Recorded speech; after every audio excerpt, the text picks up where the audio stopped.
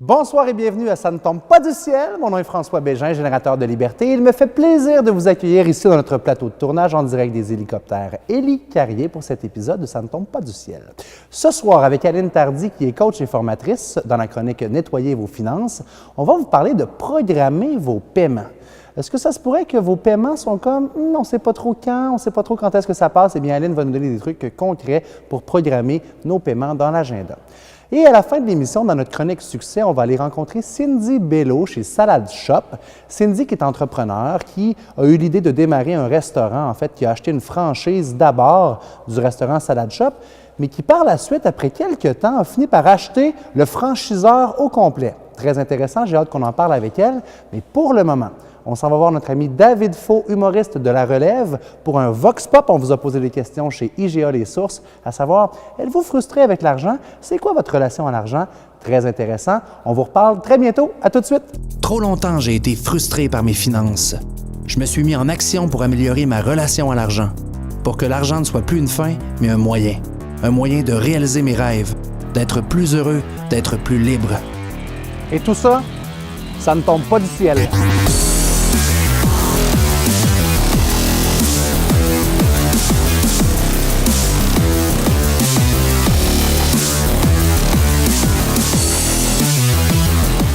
Qu'est-ce que vous seriez prêt à faire pour de l'argent? Moi, je ferais pas mal de choses. À part Oh, tuer, là, Hi, OK, c'est ça. La limite, c'est tuer. ce serait tuer. OK, fait que mettons pour 1000 $, là, mettre Ça dépend du montant aussi. de la fondue au chocolat sur le visage, mettons. Ben oui. Y a Ben rien oui. là, y a rien là. Bon. Mettons, raser vos sourcils. Je les ai déjà épilés par erreur, alors... Au complet, mon Au Dieu, c'est une complet. grosse erreur, là. On a... Oui. Alors ça, je le ferais À aussi. mi-chemin, il me semble, il en reste pas beaucoup. Non. Pour vous, c'est plus le fun de faire un budget ou écouter un enfant pratiquer la flûte? Tiens, en fait, j'aime mieux d'écouter un enfant. Ah oui? Ouais. Pour toi, est-ce que l'argent, c'est tabou? Non. Non. C'est Non. pas... Ben ouais, j'ai 100 $ dans mon CELI. Oh, quand même. Grosse économie. Je sais pas, j'espère que ça fait longtemps qu'il est là. C'est les intérêts. 2 ans.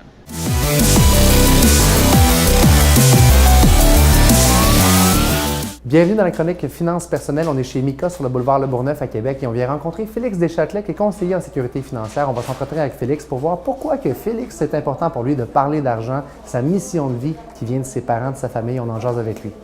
Bienvenue à cette chronique Finances personnelles avec Félix Deschâtelet. Félix, Hey, bonjour, merci enchanté. de nous recevoir dans tes bureaux. On est ici chez Mika. Puis Félix, toi, on peut dire que les finances personnelles, t'es tombé dedans quand tu étais petit. Ouais, absolument. Là, mon père, moi, travaillait pour l'Industrie Alliance. C'était un directeur, celui qui gérait l'ensemble de l'activité-Témiscamingue. Donc, c'est sûr qu'autour de la table, on parlait toujours de finances. Là. Tu viens de l'Abitibi, tu as quitté l'Abitibi il y a combien de temps pour t'en venir ici à Québec? J'ai quitté l'Abitibi il y a 8 ans. Dans le fond, je suis venu jouer au basketball à Québec pour finalement atterrir à l'Université Laval, faire un baccalauréat pour devenir planificateur financier. Donc, de par ton héritage familial, tu as bifurqué du sport, tu en allé vraiment dans cette passion-là, mais la passion de l'enseignement, parce qu'on sait qu'avec ton site, l'ABC des finances personnelles, puis ta page aussi Facebook, tu l'enseignes ça. Ben, ce que je me suis rendu compte à force de parler de finances personnelles avec mes amis, c'est que le bagage que j'ai eu quand j'étais plus jeune, ben, c'était pas tout le monde qui l'avait. Donc, je me suis donné un peu comme mission de venir vulgariser les finances personnelles parce que c'est un enseignement qui est pas nécessairement procuré à l'école. Non, je te le Donc, confirme. je me suis donné un peu cette mission-là, là, d'enseigner là, à monsieur, madame, tout le monde, là, c'est quoi les rudiments de la finance. C'est tellement important. Moi, j'ai souffert du manque d'éducation familiale. J'adore mes parents, ils m'ont appris bien des affaires dans la vie, mais il y a une chose qui a manqué peut-être, c'est justement comment s'organiser pour bien gérer ses finances personnelles. Puis ça m'a suivi longtemps, puis ça me suit encore un peu. J'en parle souvent à l'émission, à quel point je suis un banquier mal chaussé, si on peut dire. Mais l'important là-dedans, puis comme tu le disais, l'école non plus ne nous apprend pas grand-chose, c'est de réaliser que c'est à nous, en tant qu'individu, d'aller chercher l'information, de se faire former. Puis des fois, on est un peu perdu, on ne sait pas où s'enligner pour se faire former puis avoir de l'information. Ce qui arrive souvent, c'est que, bon, je vais travailler, je reçois mon chèque de paye, là, j'ai des dollars dans mes mains, mais c'est où le meilleur endroit pour allouer ces dollars-là? Est-ce que je dépense? Est-ce que j'investis dans mes REER? CELI? Est-ce que je rembourse une dette? Qu'est-ce que je fais? Ben, c'est là que, dans le fond, moi, j'interviens puis je leur dis, voici les rudiments de la finance, voici ce que vous devez comprendre. Donc, vous allez être capable d'allouer ce dollar-là à la place où ça va être le plus optimal. Que vous ayez des dettes ou pas de dettes, que vous commenciez dans la vie ou que vous soyez un professionnel aguerri, des fois, c'est ça, c'est de dire, je fais quoi avec cette pièce-là? Qu'est-ce qui est wise de faire avec? Parce que la barrière qu'on a des fois avec les gars comme toi, les conseillers financiers, c'est de se dire, bien, ce qu'il veut, c'est me vendre de quoi?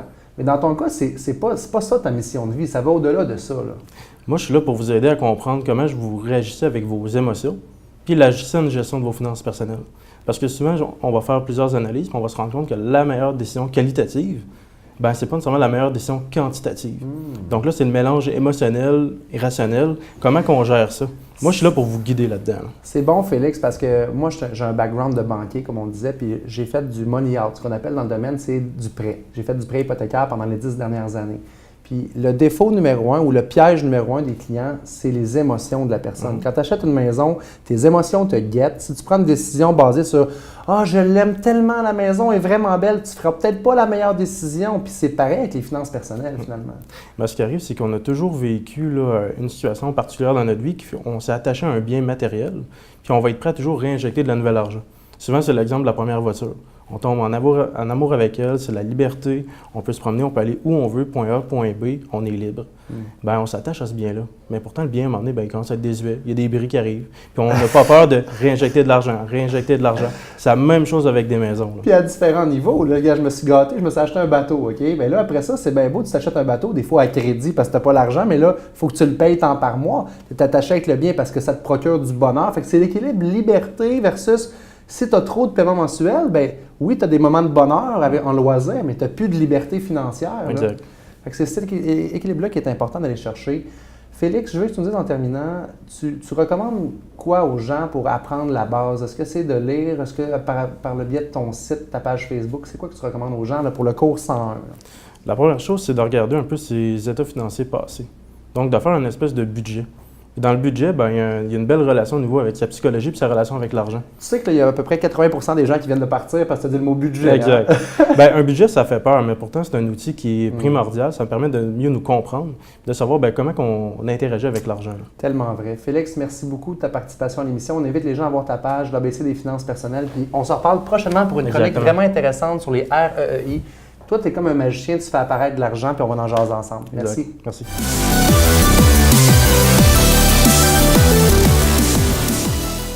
Bienvenue à la chronique Nettoyer vos finances avec Aline Tardy, coach et formatrice pour Éduc-Argent. Aline, bonsoir. Bonsoir François. Re-bienvenue à Ça ne tombe pas du ciel. Oui. On parle encore de frustration et surtout de comment sortir de la frustration financière. Des fois, on a de la misère à garder un tempo sur les paiements. Hein? On a des paiements de voiture, des paiements d'hypothèque. Comment qu'on fait pour mettre de l'ordre là-dedans? Effectivement, la semaine passée, on a parlé de classer nos factures, mais après ça, il faut s'organiser pour que les paiements passent. Donc, des façons de s'organiser, aujourd'hui, c'est beaucoup plus facile parce qu'on peut automatiser. Oui, exactement. Exact. Et plus vous êtes capable d'automatiser des factures, des paiements, mieux c'est. Bien, si on pense au paiement de voiture, le paiement d'hypothèque, on est capable, avec notre institution financière, de le programmer à des dates précises. Exactement. Après ça, il faut s'organiser pour qu'il y ait de l'argent dans le compte. Ça, c'est sûr. Mais une façon de le faire, je te vole peut-être ton punch, mais moi, ce que je fais dans ma vie, c'est si, exemple, je me paye ou de l'argent qui rentre le jeudi, je peux passer mon paiement d'hypothèque le lendemain. Exact. Ça m'assure, ou la journée même. Ça assure que l'argent est là puis qu'on ne manquera pas de fonds pour faire nos paiements. Oui, on peut planifier en fonction des revenus qu'on sait qui vont rentrer et des paiements qu'il faut faire. Il y a des façons de faire qui sont intelligentes. On peut aussi automatiser des paiements du type carte de crédit. Je pense qu'on est capable de faire des programmations pour que ça se paye tout seul ou si on pense à Hydro. Pour ce qui est de l'Hydro, oui, les paiements qui sont à coût fixe, si vos factures sont séparées, pour l'Hydro, par exemple, on peut payer en 12 paiements répétitifs. Oui, là. on peut diviser sur l'année. Diviser sur l'année. À ce moment-là, on est capable de le faire pré-programmé. Et ça va passer automatiquement, pas besoin de s'en occuper. Mais pour la carte de crédit, bien là, c'est des paiements qui changent parce qu'on ne dépense pas exactement le même montant. Et là, bien, un truc que j'ai appris dernièrement, parce que j'ai été dans une période très occupée et j'ai oublié à un moment donné d'aller programmer mon paiement de carte de crédit. Ouais. C'est quelque chose qui ne m'est pas arrivé depuis 40 ans. Ouais. Mais on m'a dit que je pouvais mettre une alarme sur mon téléphone ou encore le programmer dans mon ton agenda électronique, dans mon agenda électronique, avec des rappels, il y a plein de façons. sorte que oui, pas nécessairement à la dernière minute parce qu'on peut le planifier d'avance. Oui. Mais à partir du moment où je sais le montant que je vais avoir à payer, bien là, je m'en vais le programmer tout de suite, 2-3 semaines à l'avance, dès que j'ai mon relevé, pour être en mesure De faire ton paiement à temps, de ne pas Eh l'oublier. Puis, oui. une fois qu'on a une certaine planification qui est faite, bien, je pense que ça permet de sortir de la frustration. Il y a d'autres façons. On peut visiter le site Éducargent, aller voir les formations qui sont offertes également, du coaching individuel et surtout établir votre profil de personnalité financière. Aline Tardy, merci beaucoup.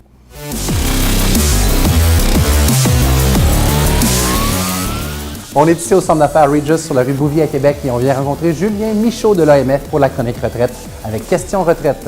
Julien, merci de te joindre à nous. Bonjour. Question Retraite, en fait, vous êtes partenaire de Question Retraite à l'AMF. Oui. Et aujourd'hui, on parle de l'importance de la retraite. On va vous faire ça le fun, ça va être agréable, vous allez voir. Oui. Parce que les gens qui n'ont pas commencé à planifier, des fois, ils stressent, ils ne savent pas trop comment. Et on s'adresse aux gens qui n'ont peut-être pas encore commencé à planifier et on vous parle de la règle du 10 %. C'est quoi ça, Julien? Bon, c'est une règle approximative où on va dire aux gens, vous pouvez mettre 10 de votre revenu, puis avec ça, vous allez être correct pour la retraite. Bon, ceci dit, c'est une approximation.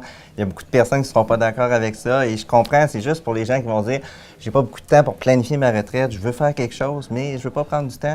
On le fait tout de suite, 10 c'est mieux que rien. C'est un automatisme, dans le fond. Ce qu'on dit, c'est être capable de vous payer en premier d'abord, de mettre 10 de côté. C'est des bonnes pratiques. On comprend que c'est pas réaliste pour tout le monde de le faire, mais c'est juste des bonnes pratiques. C'est ça, parce que c'est sûr, si quelqu'un a encore ses enfants à la maison rendus à la retraite, ça peut coûter plus cher. Oui. Si quelqu'un a encore beaucoup de dettes, ça va coûter plus cher que s'il n'y en a pas. On ne tient pas compte de ça avec le 10 C'est ça. C'est un idéal à atteindre, mais on sait qu'il y a des sacrifices à faire des fois pour y arriver, puis que ça peut s'instaurer en quelques années. Oui, c'est ça. Vous avez développé des outils chez Question Retraite pour aider les gens à y arriver, finalement. Oui, on a entre autres le calculateur Mon Plan, je le fais maintenant.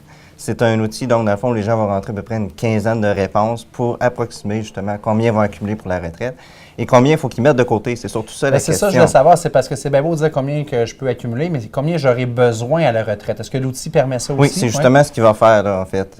On va rentrer nos données et on va avoir la réponse assez facilement. Encore une fois, c'est une estimation. Donc, il n'y a pas de calculateur qui va donner un résultat exact. Non, puis ça dépend de vous aussi, votre train de vie rendu là. Est-ce que ça va être un train de vie similaire à votre train de vie actuel? Vous voulez avoir un plus gros train de vie? Il y en a qui vont se dire, moi, à la retraite, je veux voyager davantage. Ça, il faut le réfléchir aussi. Oui. Ne serait-ce que d'avoir à se poser ces questions-là maintenant, c'est une bonne étape, tout le moins. Une question que je voudrais te poser, Julien, c'est au niveau de la personne qui nous écoute, qui a commencé à gagner un peu d'argent dans sa vie ou qui en gagne pas mal, mais qui se dit qu'est-ce que je fais avec mon argent? Des fois, on ne sait pas à qui s'adresser. Comment tu nous recommandes, toi, de trouver un professionnel ou de trouver la bonne personne? En même temps, dans les journaux, il y a toutes sortes d'histoires, des fois, d'horreur qu'on voit, puis c'est plate, mais ça fait partie de la game en finance. Des fois, les gens sont peureux. Comment ça marche? Bon, c'est facile d'en trouver un d'abord. On peut aller à notre institution financière habituelle, puis on va en trouver un. On peut demander des références à des gens qu'on connaît. On peut aller sur Internet. La manière de le trouver, c'est pas tellement important. Okay. Mais il y a une chose qui est importante. C'est de vérifier que la personne est autorisée à nous vendre les produits financiers en question. Et pour ça, il faut faire attention parce qu'il y a des gens qui vont venir nous voir et ils vont dire « Est-ce que je peux vous faire confiance? » Bien, en fait, la réponse de tout bon vendeur, c'est de dire oui, fais-moi confiance. Ben oui. Je suis bon. Ouais. C'est la même chose si je demande êtes-vous autorisé à me vendre les produits financiers? Ah oui, je le suis, alors que j'ai pas d'accréditation. Ouais. C'est ça, c'est pour ça que c'est pas comme ça qu'on va le vérifier. On va appeler à l'autorité des marchés financiers, comme ça on va être certain de notre coût. Donc, ce que tu dis, c'est d'abord et avant tout trouver quelqu'un qu'on a une référence sur un bon point de départ, parce qu'il y a quelqu'un qui peut nous référer quelqu'un qui a déjà fait affaire avec lui, donc qui est en relation de confiance, mais c'est pas parce qu'on nous réfère quelqu'un que cette personne-là est nécessairement autorisée non plus. Non, c'est ça. Des fois, là, c'est de la fraude par affinité. C'est qu'on se fait prendre parce que c'est quelqu'un qu'on connaît qui nous réfère quelqu'un. Mais cette personne-là, des fois, est elle-même victime de fraude. Là. Puis elle ne sait pas encore. Non, c'est ça. Ouais. Wow. Il faut faire attention, il faut vraiment vérifier. Donc, on appelle à l'AMF. Sur le site web, est-ce qu'il y a une espèce de registre aussi des professionnels? Oui, il y a un registre. Maintenant, c'est un petit peu plus compliqué à utiliser que d'appeler à l'autorité, c'est sûr. Parce que la personne, il faut non seulement qu'elle soit sur le registre, mais il faut qu'elle soit autorisée à vendre le bon produit financier. Oh, ça devient compliqué parce que je sais qu'il y a plusieurs titres dans l'industrie. C'est ça. Il y en a beaucoup, puis c'est pas toujours évident pour les gens de comprendre. Donc, c'est pour ça que je dis souvent, appelez donc. Vous avez des gens qui sont là, qui attendent votre appel 24 heures sur 24. Non, peut-être pas là, mais quand même. Vos bureaux sont situés ici à Québec. Vous êtes un organisme, si on parle un petit peu de l'AMF rapidement, vous êtes un organisme, c'est public, c'est parapublic, comment ça marche? C'est un organisme gouvernemental okay. Et on a des bureaux à Québec et on en a aussi à Montréal. Donc les gens peuvent aussi venir au centre d'information à Québec en personne, si le désir, ou on peut aussi aller à Montréal. Il y a un site Internet qu'on peut consulter, c'est L'autorite.qc.ca. Autorite, parce que le « et » ne marche pas sur C'est ça, fait qu'on ne peut pas mettre l'autorite. autorite.qc.ca. On a aussi un site pour les jeunes, tesaffaires.com. Ah, Donc, il y a wow. vraiment un site pour les personnes, les étudiants. C'est pensé pour les jeunes, c'est Oui. ça? OK, Oui, excellent. et le vocabulaire est différent, la manière de les aborder est différente. Super, Julien. Julien Michaud, merci beaucoup Merci à à vous. l'AMF. Merci à Question Retraite du partenariat de l'émission. C'est très précieux pour nous. Puis on a la même mission commune qui est d'éduquer les gens dans la littératie financière. Donc, bonne continuité. Merci.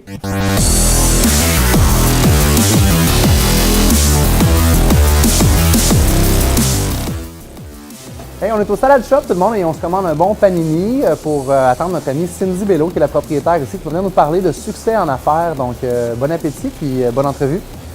Bienvenue chez Salad Shop avec Cindy Bello, la propriétaire. Salut Cindy. Bonjour François. Merci de nous recevoir chez fait toi. plaisir. C'est superbe, Bienvenue. vraiment, le décor est extraordinaire. Toi, tu es propriétaire du restaurant dans lequel on se trouve, Salad Shop. Tu es propriétaire aussi des Salad Shop.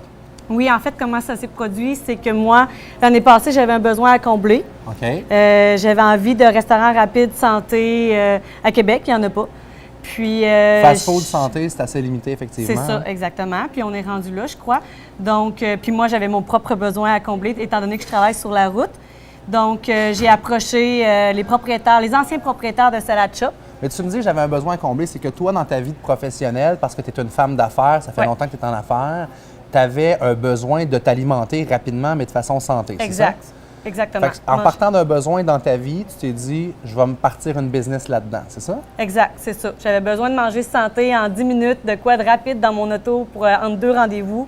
Donc, il n'y avait rien ici à proximité. Puis l'idée m'est venue aussi, quand tu voyages à l'extérieur, Ouais. c'est bien populaire, on le voit aux États-Unis. Donc, c'est Fait là. que tu as deux choix à ce moment-là. Tu dis, soit je me fais des lunchs ou que j'achète un restaurant. Exact. T'as pris l'option 2. L'option la plus chère, mais bon, la plus La plus tripante. motivante Ben oui, aussi. vraiment. Oui, c'est motivant. Ça fait un changement dans mon parcours de carrière. Ça fait 10 ans que je suis dans l'immobilier. OK. C'est complètement différent, mais bon, c'est aussi stimulant, là. Et là, ça a commencé quand, ça, cette entreprise-là? Ben en fait, le premier Salad Shop a été construit en 2009 à Sainte-Foy. À la pyramide. Oui, c'est ça. Tu n'étais pas dans l'aventure à ce moment-là? Du OK, tout, OK. du tout. C'est les mêmes propriétaires qui ont parti Taizone en 2007, ont également ouvert Salad Shop en 2009. Et puis moi, je les ai approchés pour une franchise Salad Shop. Parce qu'au départ, c'était sous un concept de franchise. Exactement. Ils voulaient vendre des franchises, puis tu voulais en acheter une. Exactement. Donc, je devenais franchisée. OK. Puis ça a pris environ un mois et demi. Finalement, j'ai décidé d'acheter la marque de commerce parce que je trouvais que C'est la hot. franchise pouvait expansionner là, au Québec. Oui, mais je veux dire, toi, tu trouvais ça, mais on s'entend que les franchiseurs devaient penser ça aussi. Également, c'est sûr, mais eux autres étaient pris dans plusieurs projets, puis OK. moi, je voyais plus grand encore. Donc, Fait que c'est la franchisée qui est arrivée, qui a cogné à la porte du franchiseur, qui a dit Exact. Hey, moi, je crois beaucoup à la marque, ça me représente, je le sens, je veux vous acheter le concept. exact. Ça prend une drive extraordinaire pour faire Oui. ça. là. Par contre, tu sais, ça fait 10 ans que je suis en immobilier, puis je me suis toujours dit, un jour, je vais investir dans une entreprise ou bien je vais me partir une entreprise de zéro. Mais je vais attendre le bon moment, puis ça va venir. Puis j'ai attendu, il a juste suffi d'être patiente. Ouais. Finalement, j'ai été patiente, puis... Puis la nourriture, dans le fond, on s'entend que c'est un commerce qui tout le monde a à s'alimenter, sauf qu'en Ouais. même temps, ce qu'on entend sur les restaurants, c'est tellement négatif. Ça prenait un brin de folie aussi pour dire je me lance dans Oui, la restauration. Là. Oui, parce que c'est un métier, en effet, c'est extrêmement difficile. Il y a beaucoup de concurrence. Il faut se démarquer, sauf que je crois qu'ici, j'ai un produit unique. De salade rapide, sandwich De rapide. par le menu, exact. Oui, exact, c'est ça. Puis j'ai du choix, c'est savoureux, c'est différent, puis c'est rapide aussi. Tu n'as pas besoin de t'asseoir puis de prendre 1 heure de ta journée là, pour dîner. Fait que toi, tu es courtier immobilier de profession, ça Ouais. fait tant d'années que tu es là-dedans, tu es une femme d'affaires, tu te dis je me lance dans la restauration, mais tu n'as pas nécessairement de background en cuisine. C'est pas toi qui vas faire la salade. Là. Zéro. C'est un pur investissement. Puis au niveau de tout ça, tu t'es entouré, est-ce que tu fais tout toi-même, le recrutement du personnel, la gestion des horaires, comment ça marche là, concrètement? Je suis bien entourée, oui. J'ai une équipe derrière moi qui m'aide beaucoup, qui me conseille beaucoup parce que oui, je suis pas gênée de le dire, là, dans la restauration, je n'y connais rien. c'est J'apprends correct, par contre. mais oui. Tu sais, ça doit faire déjà quelques mois là, que On apprend assez vite. On se débrouille, on apprend. Puis moi, j'aime ça. Fait que c'est sûr que j'ai mis beaucoup d'heures au début. La meilleure façon d'apprendre, Cindy, c'est d'avoir les deux mains dedans. Là, tu Exact, as deux mains c'est dans la ça, salade. c'est Je t'ai ça. vu l'autre jour, tu dis, je suis pas souvent en arrière du comptoir, mais là, tu dépannais cette journée-là. Tu es prête à te retrousser les manches et travailler. Puis, tu sais, on le voit, là, quand je suis ici, mes yeux, ils brillent. Ouais, je suis en ouais. amour avec le Ben, concept. c'est tellement puis- beau, c'est tellement inspirant. Exact, c'est ça. Mais j'ai délaissé un petit peu l'immobilier ces derniers temps à cause de Salad Shop, mais là, je reprends les deux. Fait que ton objectif, c'est de garder les deux, les mener Oui. du front. Oui. Puis, tu vois ça comment, ton entreprise, dans les prochaines années? C'est quoi? Est-ce que tu as encore le goût d'expansionner au niveau franchise? En fait, moi, j'ai l'intention d'en ouvrir un troisième souper pour moi, le garder pour moi, d'en avoir 3, puis d'en vendre environ 10 dans la région de Québec. En combien de temps? Je me donne 5 ans. C'est très, très, très trippant parce que tu as une vision qui est court terme, puis tu as une vision qui est Ouais. long terme aussi. Bien, Ouais. long terme, on s'entend, c'est relatif. Mais ton plan, il a l'air vraiment clair. Tu sais où tu t'en vas. Puis je suis convaincu que le succès, tu vas l'attirer. Tu le vis déjà de toute façon oui. dans ta vie professionnelle au niveau du courtage. Mais là, au niveau de la restauration, ton restaurant, je pense que ça va déjà très bien, même si c'est tout récent. Oui, puis tu sais, il faut savoir que Salad Shop existe depuis 2009, puis ça Exact. a toujours bien été. C'est le côté qui a été wise aussi de ne pas démarrer à zéro. Oui, tu as c'est acheté ça. un branding, tu as acheté Oui. le nom qui était là, la vibe aussi du restaurant. Fait que, Bien, je savais que j'avais peu d'expérience, donc je me suis donné une chance. Parce que de créer un menu, de créer tes propres recettes, c'est pas évident. ça peut être très long, Ouais, très c'est coûteux ça. également. Cindy, Exact. merci beaucoup. Je te souhaite beaucoup Ben, de merci succès. beaucoup. Tu le représentes, le succès, puis c'est très inspirant ton histoire. Fait En qu'on va te es- suivre dans les prochaines années. Merci, en espérant que tu sois un bon client Ben, chez je moi. suis déjà un bon client. Moi, j'ai perdu C'est vrai. beaucoup de poids dans C'est vrai. la dernière année, puis c'est entre autres grâce au Salad Shop. Fait que merci beaucoup. Parfait, merci.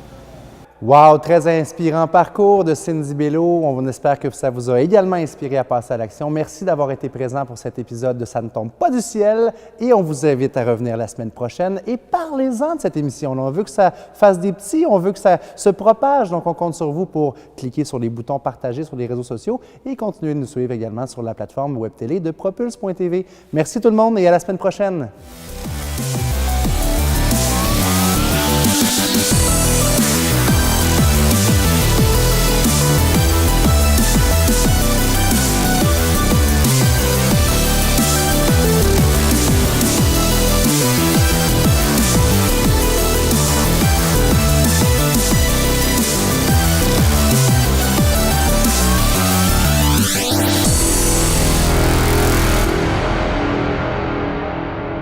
Pour voir tous nos épisodes, rendez-vous sur propulse.tv.